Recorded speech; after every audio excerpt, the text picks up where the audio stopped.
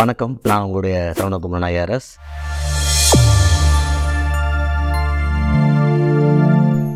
SLG நேயர்களுக்கு அன்பான வணக்கம்.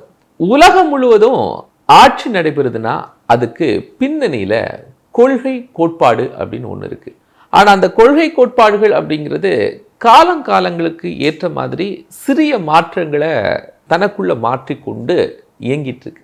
ஆனால் இப்போ நடைமுறையில் கொள்கைகள்லாம் எப்படி இருக்கு, கொள்கைகள் எப்படி உருவாச்சுது அப்படிங்கிற எண்ணற்ற கேள்விகள் நம்ம முன்னாடி இருக்குது. அது சார்ந்து பேசுவதற்காகத்தான் முன்னாள் ஐஆர்எஸ் அதிகாரி திரு சரவணகுமரன் நம்மோடு இணைந்திருக்காங்க. சார் வணக்கம். நன்றி, வணக்கம்.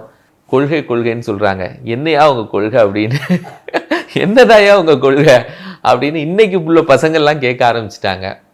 கொள்கை அப்படிங்கிறதுக்காக விடாப்படியாக நாங்கள் அவங்க கொள்கையை எடுத்திருக்கோம், இவங்க கொள்கையை எடுத்திருக்கோன்னு ஒரு 5 பேருக்கு கொள்கையை எடுத்து கட்சி ஆரம்பிக்கிறவங்களும் இருக்காங்க. பேசிக்கலாக நீங்கள் கொள்கை அப்படிங்கிறத, அது புரிதாக அரசியல் கொள்கைங்கிறத எப்படி பார்க்குறீங்க? அதாவது இளைஞர்கள்லாம் கண்டிப்பாக தெரிந்து கொள்ள வேண்டிய விஷயம். ஏன்னா ஒரு நாடோ ஒரு ஒரு அரசோ கட்டமைக்கிறதுல இளைஞரோட பார்ட்டிசிபேஷன் இருக்கணும். ஸோ கொள்கைங்கிற தெளிவு இளைஞர்களுக்கு இருக்கணும். இப்போ நான் அரசியலில் ஒரு பியூரோக்ராட்டாக இருந்து அரசியல் வரும்போது எனக்கு இந்த கொள்கை சார்ந்த டிபேட்ஸ் நிறைய எனக்கு வந்ததுனால எனக்கு இப்போ அது ஒரு ரீசெண்ட் எக்ஸ்பீரியன்ஸும் கூட. அதனால இந்த விஷயம் இது பேசுறது ரொம்ப எனக்குமே ஒரு இன்ட்ரெஸ்டிங்கான டாபிக்கா இருக்குது. ஏன்னா இளைஞர்களுக்கு அது ஒரு புரிதல் இருக்கணும், கொள்கைனா என்ன அப்படின்னு புரிதல் இருக்கணும். அதாவது டெமோக்ரஸியில மக்கள் அதிகமாக யாருக்கு ஆதரவு தர்றாங்களோ அவங்க ஆட்சி அமைக்கிறாங்க. அது அதிகமான எம்எல்ஏவா இருக்கலாம், இந்தியாவை பொறுத்த மட்டும் எம்பியா இருக்கலாம், இல்லை பெர்சன்டேஜ் ஆஃப் ஓட்டா இருக்கலாம் மற்ற சில கண்ட்ரீஸ்ல. ஆனா மக்களோட அதிகமான ஆதரவு யாருக்கு இருக்கோ அவங்க தான் அரசு அமைக்கிறாங்க. அரசு அமைச்சதுக்கு அப்புறம் அந்த அரசை வச்சு அவங்க திட்டங்களை செயல்படுத்துறாங்க. இப்ப மக்கள் ஏன் ஒருத்தருக்கு ஆதரவு கொடுக்கணும், அப்ப ஏன் எனக்கு ஆதரவு கொடுக்கணும்? நான் ஒருத்தர் மக்கள்கிட்ட பேசுறேன், என்னை பார்த்து எனக்கு ஆதரவு கொடுங்க, வாய்ப்பு கொடுங்கன்னா நான் ஏதோ ஒரு திட்டம் சொல்ல வேண்டியிருக்கு. இப்ப திட்டத்துல எல்லாமே வளர்ச்சி திட்டம் தான், நலத்திட்டம் தான். ஒரு டேம் கட்டுறோம், ரோடு போடுறோம், சில இலவச சலுகைகள் கொடுக்குறோம், இது எல்லாமே திட்டங்கள் தான்.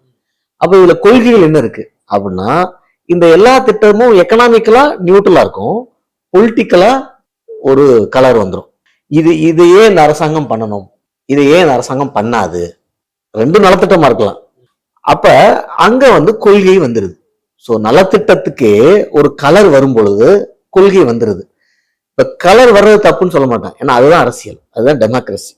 இப்ப ஒவ்வொரு அரசும் இப்ப நான் என்ன சொல்லுவேன், ஒரு எடுத்துக்காட்டு சொல்றேன். இப்ப இந்தியாவில் இந்த அரசியல் இல்லை, அதனால நம்ம சேஃபா சொல்லலாம். நான் ஓபிசியை ஃபோக்கஸ் பண்றேன்னு வச்சுக்கேன். நான் ஓபிசிக்கு ஹாஸ்டல் கட்டி கொடுக்குறேன். ஓபிசி மாணவர்கள்லாம் படிக்க கஷ்டப்படுறாங்க, அவங்களுக்கு ஹாஸ்டல் கட்டி கொடுக்கும். ஹாஸ்டல் கட்டுறது மாணவர்கள் கட்டுறோம், யாரு கட்டுறோம்? ஏழைப்பட்ட மாணவர்கள் கட்டுறோம். இவன் ஓபிசிலயே இருக்காது, நாங்க அசியூம் பண்ணிட்டா நான் ஓபிசி பார்ட்டி ஆயிடுறேன். ஏழைப்பட்ட மாணவர் தான், அவர் ஹாஸ்டல் தான் படிக்கவே முடியும். ஆனா அவர் ஷெட்யூல் காஸ்ட் இருக்காருன்னு வச்சுக்கோங்க, நான் ஷெட்யூல் காஸ்ட் சப்போர்ட் பண்ற பார்ட்டியா இருந்துடுறேன். ஏழைப்பட்ட மாணவர் தான், ஆனா ஹாஸ்டல் கட்டுறோம் சார், ஆனா அவங்க எல்லாமே அதர் காஸ்ட் ஆர் ஃபாதர் காஸ்ட்னா நான் ஓசியை சப்போர்ட் பண்ற பொலிட்டிக்கல் பார்ட்டி ஆயிடுறேன். இவன் 3 பேரும் பண்ற விஷயம் என்ன? ஹாஸ்டல் கட்டுறாங்க, ஏழை மாணவர்களுக்கு படிக்க வைக்கிறாங்க, நல்ல விஷயமா. ஆனா யாருக்கு கட்டுறாங்கிறதுல ஐடியாலஜி வந்துருது. ஸோ சிம்பிளா சொல்லணும், அது கொள்கை அப்படிங்கும்போது அந்த திட்டத்துக்கு, அந்த திட்டத்தை யாருக்கு பண்றோம், எவ்வளவு பண்ணலாம் அப்படிங்கிறதுல ஃபுல்லா கொள்கை வந்துருது. இப்ப இந்தியாவுடைய டிஃபென்ஸ் பட்ஜெட்டும் பாகிஸ்தானோட டிஃபென்ஸ் பட்ஜெட்டும் ஈக்குவலா இருக்கு நம்பர்ஸ்ல வச்சுக்கோங்க. நம்பர்ஸ்ல ஆல்மோஸ்ட் இருந்துச்சு நாளைக்கு முன்னாடி, இப்ப கொஞ்சம் மாறி இருக்கு. இந்தியா மாதிரி இவ்வளவு பெரிய கண்ட்ரிக்கு இருக்கிற டிஃபென்ஸ் பட்ஜெட் ஏன் பாகிஸ்தான் ஈக்குவலா வைக்கணும்? ஏன்னா பாகிஸ்தானோட கொள்கை, இந்தியா நமக்கு எதிரி நாடு, நம்மளை எப்போ வேணாலும் இது பண்ணிடுவாங்க. அப்ப நான் என் பட்ஜெட் 10% பட்ஜெட்ல நான் 10% டிஃபென்ஸ் நான் கொடுக்குறேன்னா, அதே நம்பர் அவன் கொடுக்கறது நம்ம 25% கொடுக்கணும். அப்போ அவங்க 15% ஒரு மக்கள் நலத்திட்டம் இல்லாம ஆரம்பிக்க போகுது. அப்ப பாகிஸ்தான் ஒரு கொள்கை இருக்கு, இந்திய அரசு எதிரான அரசு, எதிர்கட்சின்னு சொல்லி வச்சிருக்காங்க. அதை அவங்க மக்கள் நம்பிக்கிறாங்க.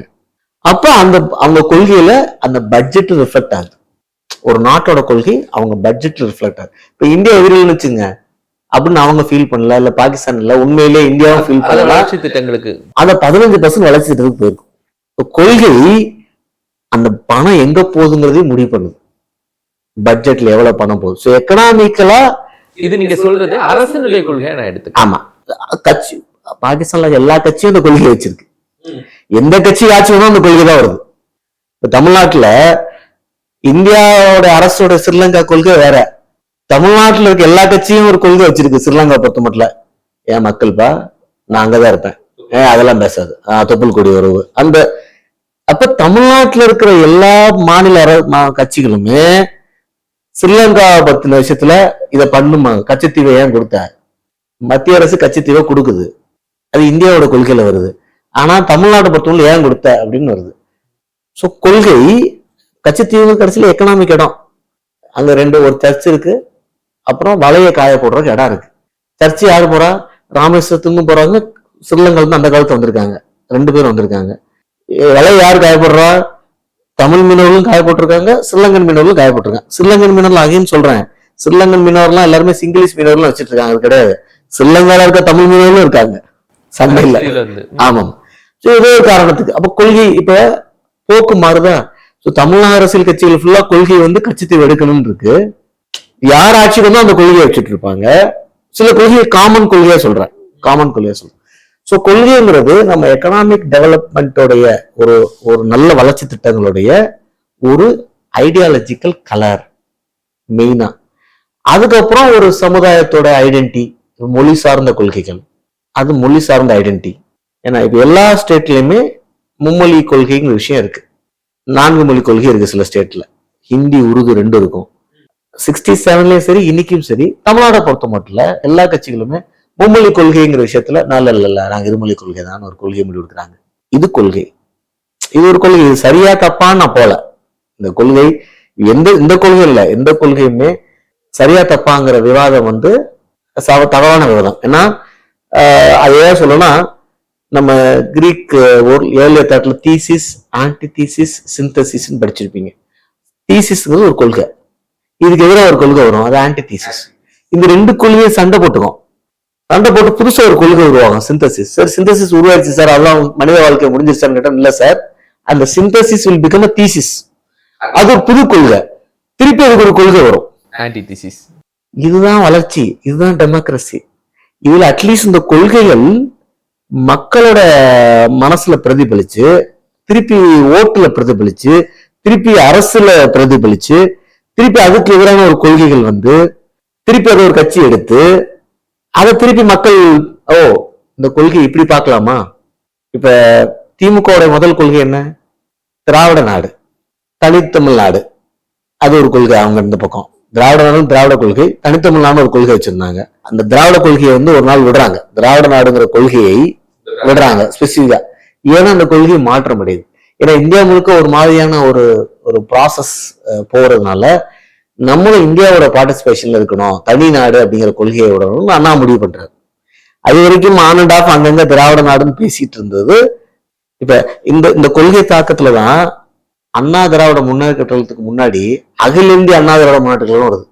திமுக கடைசி வரைக்கும் திராவிட முன்னேற்ற கழகம், அகில இந்திய திமுக ஏன் வைக்கல அவங்க? ஆமா, அதாவது எல்லாரும் தேசிய கட்சியா வரணும் அப்படிங்கிற ஒரு சூழல் வரும்போது திமுக மட்டும் அதை தொடவே இல்லை, அகில இந்திய எடுக்கல. ஏன்னா அது அவங்க கொள்கைக்கு எதிராக முன்னுக்கு வச்சிருக்காங்க. இப்ப அண்ணா திமுக பெங்களூர்ல கேண்டிடேட் போடுறாங்க, டெல்லியில கேண்டிடேட் போடுறாங்க, பாம்பேல கேண்டிடேட் போடுறாங்க, எங்கெல்லாம் தமிழர் இருக்கோம். திமுகவும் கேண்டிடேட் போடுறாங்க சில நேரங்கள்ல போடுறாங்க, ஆனாலும் அகில இந்திய திமுக அவங்க வைக்கல. சோ பேர்ல ஒரு கொள்கை ரிஃப்ளெக்ட் ஆகுதா.